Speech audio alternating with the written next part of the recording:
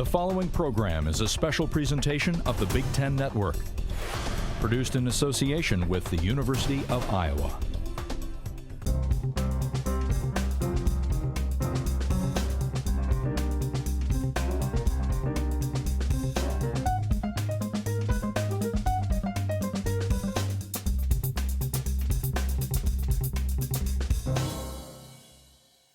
Welcome to Conversations from the Iowa Writers Workshop. I'm Kecia Lynn. Marilyn Robinson has written 2 nonfiction books, numerous articles and book reviews, and, oh yes, 3 novels, each one of which has met with wide acclaim and much praise from critics and readers. Some of the awards, you may have heard of them before: Pulitzer, National Book Critics Circle Award, PEN/Hemingway Award, and this writer teaches at the Iowa Writers Workshop. Marilyn, it's so great to have you here. It's wonderful to be here. I have to say, it's interesting. Everybody talks about your novels. You've done lots of different kinds of writing, but it's the novels we come back to. Your first novel, Housekeeping, is considered a classic. It's on numerous best-of book lists. Your second novel is a novel you're most known for, which is Gilead, which won the Pulitzer Prize in 2005. And then your third novel, when I was doing research for this, I saw many different ways in which it was described, this novel, Home. And the most unusual word I've come across yet is it's called a coquel, which is, I'm thinking, which Latin root are we talking about here? It's not a prequel, not a sequel, but it is a companion book, Home. Can you talk about the development of Home as it relates to Gilead? That's kind of hard to do. I actually promised myself I would never write a sequel. But when I was finished with Gilead, these characters were still very much on my mind. And they were on my mind to an extent that it felt like a fully self-sufficient fiction. And frankly, I hope that you can read the books in either sequence, or that you can read one and it will be a fully freestanding novel without reference to the other one, you know? Yeah. My writing tends to be very much character-driven, and I just could not put those characters out of my mind, and I thought, really, why am I trying? Why try? Yeah.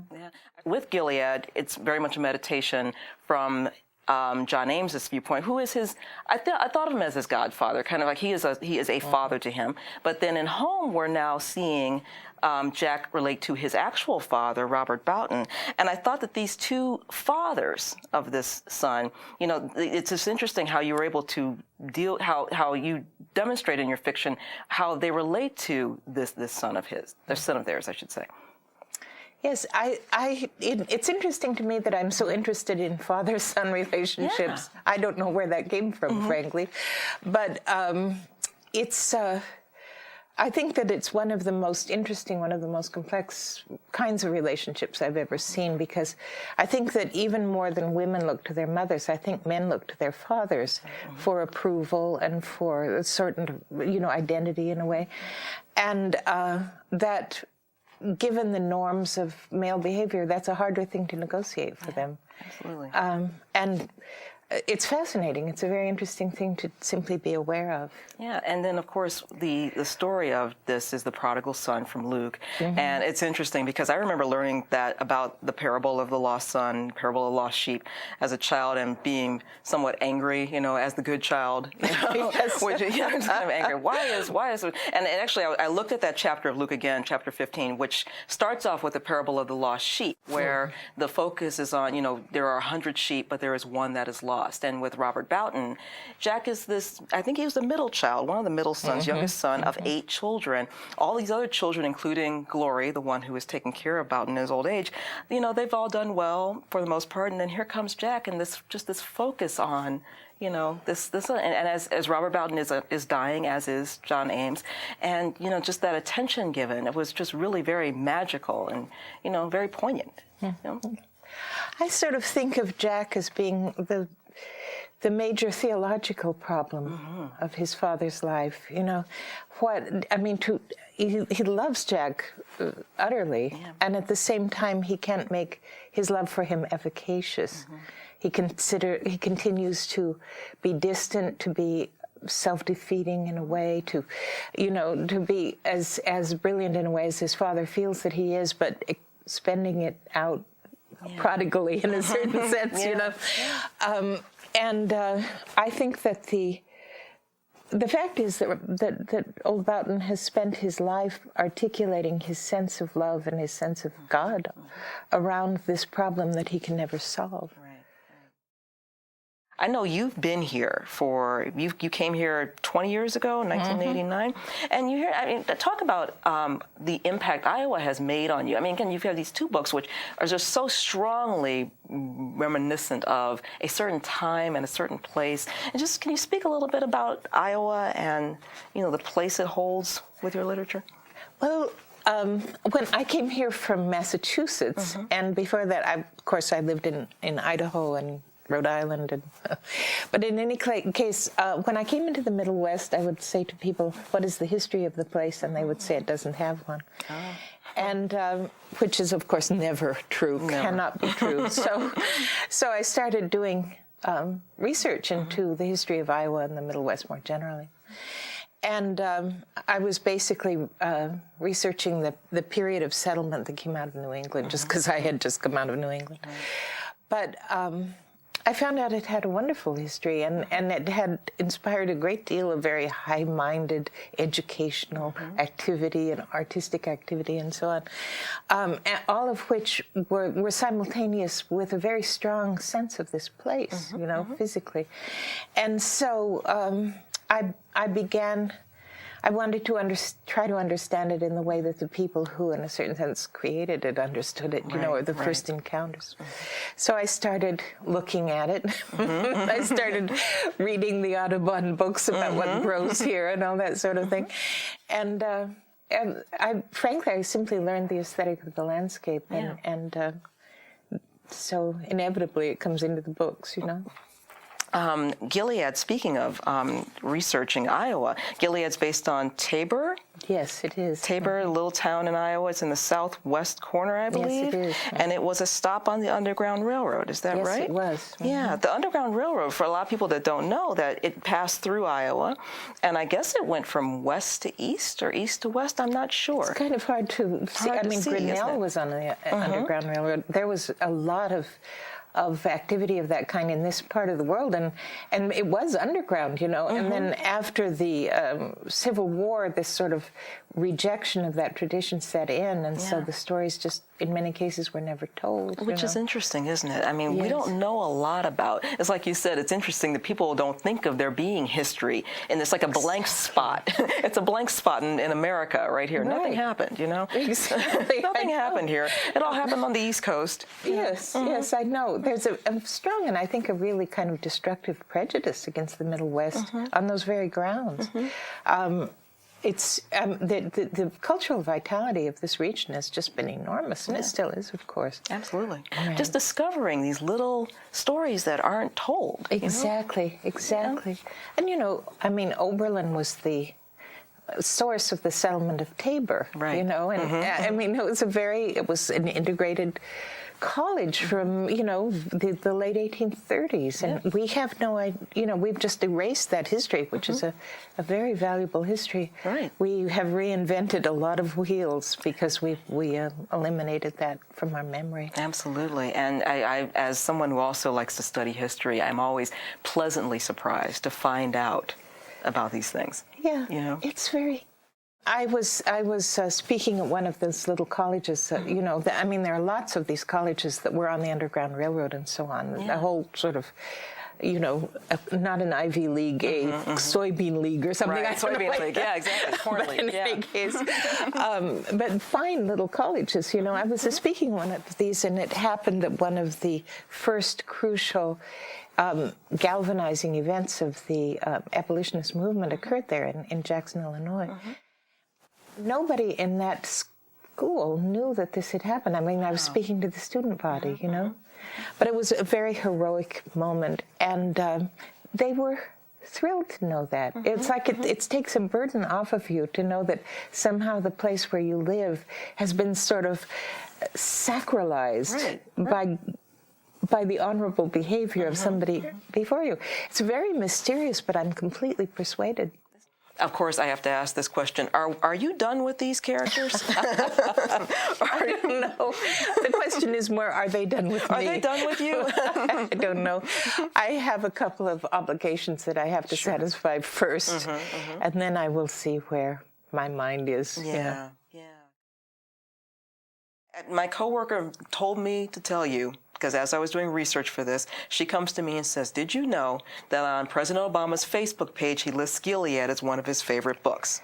I do know that, and nothing makes me happier. I think it's wonderful. It is just wonderful. It is wonderful. And getting back to, forgive me, I'm going to do this one more time, where we take Ames and Boughton, these two wonderful men who are dying at the beginning of the Civil Rights Movement, wondering 50 years later, here we are with a black president that was put there by the good citizens of Iowa.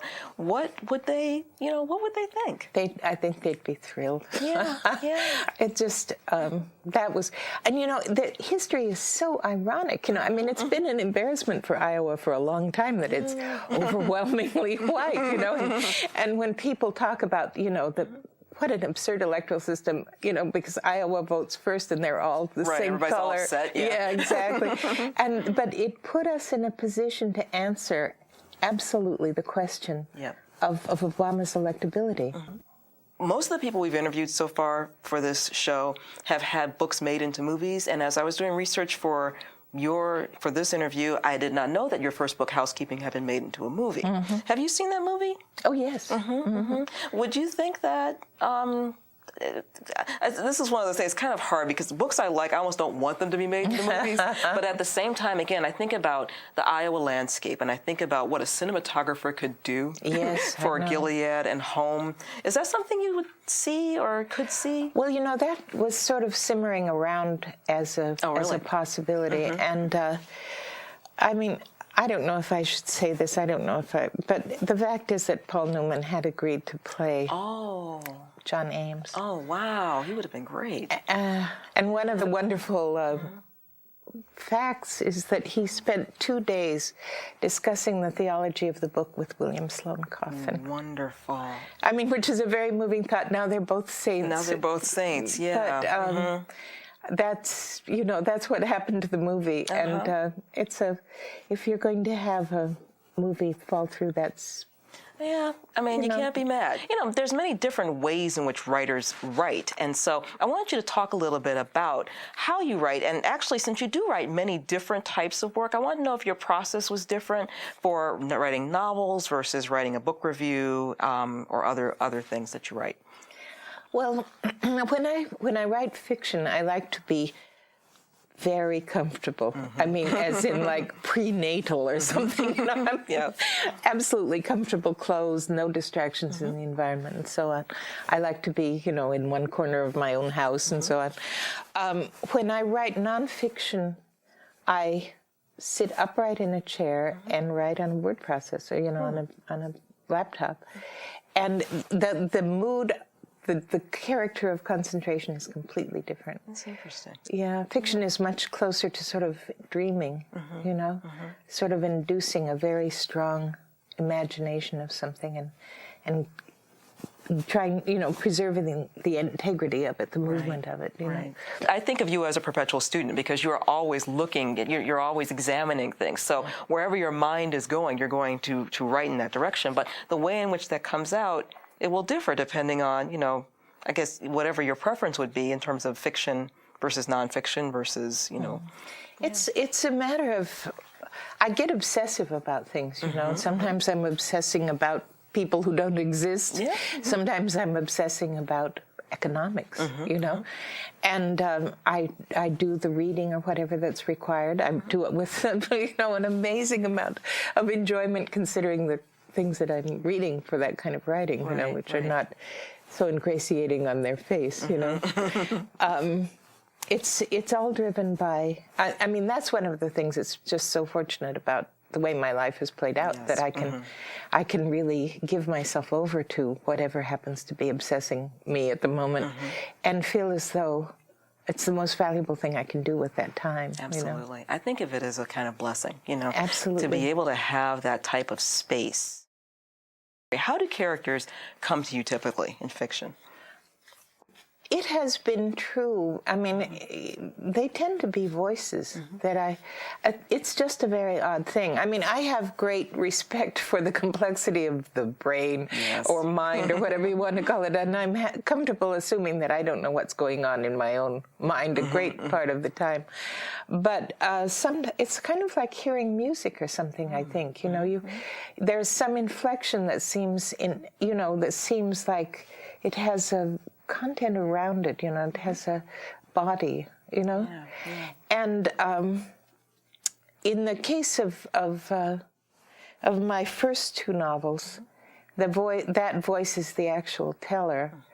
In the case of Home, there are actually three voices that were important to me.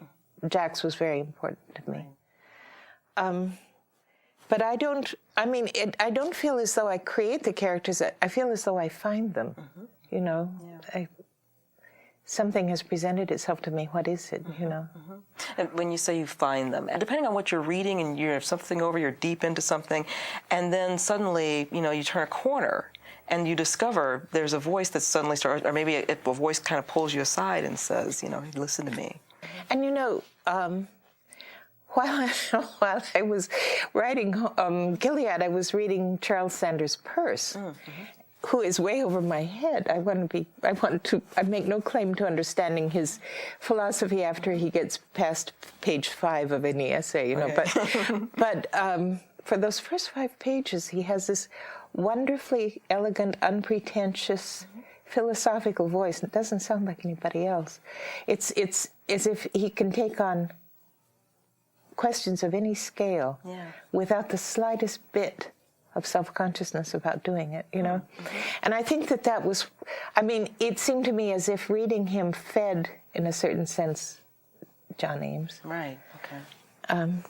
But, you know, it was I've never read a word that he's written since then, you know? It was precisely what I needed at that moment. For that particular character, kind of like a supporting, structure. Exactly.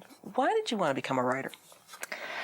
I never even thought about it in those terms. I always wrote. I mean, when I was a little kid, I wrote bad little kid poetry, and it was it was my favorite thing to do, you know. And of course, just in school, people would tell me that I wrote well, you know. But I didn't even have a concept of it as a profession until I was in college, I suppose, you know.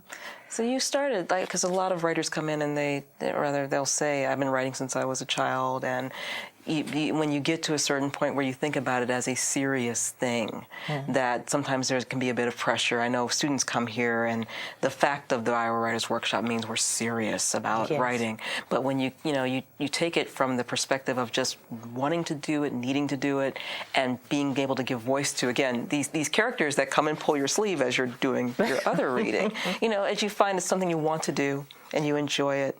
Exactly. It's a very odd thing. I really did write Housekeeping assuming it would never be published. It was sent to an agent by a friend of mine. I didn't even send it out. And that was a very pure experience. I wrote it just to write it, you know, without... And I feel fortunate that everything happened that did happen with that book. It's made a lot possible for me. But in a way, I miss that sense of freedom that I had, that I was writing something that my mother would read. That you never thought anybody would see. And then it goes on to be nominated for Pulitzer, wins Penn Hemingway Award for first novel. Does it get harder for you writing? It's a problem. It is. And frankly, I feel overextended at this point. Like I'm writing too many things simultaneously. But it's not an external pressure. It's one that I create for myself, you know, which makes it, in a way, I can be philosophical about it, you know. I don't feel like a driven, you know, work person, you know.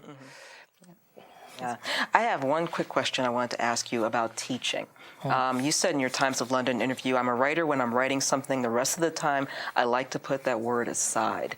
So you have a lot of different hats that you wear. I want you to talk about teaching at the Writers' Workshop, and because you've been doing it for 20 years now. And isn't that amazing? It is amazing, yeah. You had a lot of classes come through. How How has that shaped you? I mean, in terms of, well, of course with writing, but also as a teacher, what kinds of things have you learned from your students? What kinds of things do you want your students to learn from you? I try to be responsive to the individual student. You know, I don't have any sort of overarching theory about what they should be writing or how they should be writing. But I think that, I mean, I think it's been very valuable to me to teach here because you have such interesting students, and you talk about things at a very high level. Yeah. And I think it's sensitizing from the point of view of anyone who's writing, you know. I've enjoyed teaching seminars because they allow me to be obsessive about whatever I'm being obsessive about at the moment. And I like the, this is a place where being a writer is so much assimilated into the local culture. There's nothing self-conscious about it, at the same time that it's a very comfortable way to live here. It is, isn't it?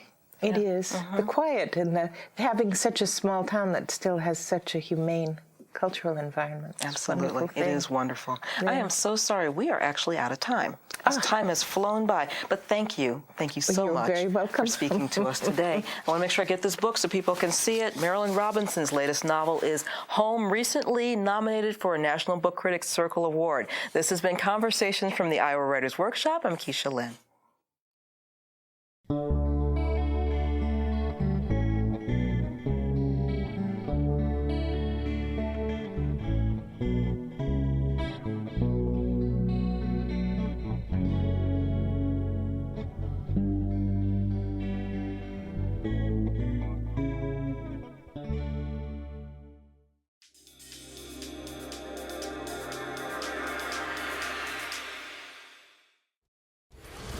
The preceding program was produced by the University of Iowa in association with the Big Ten Network.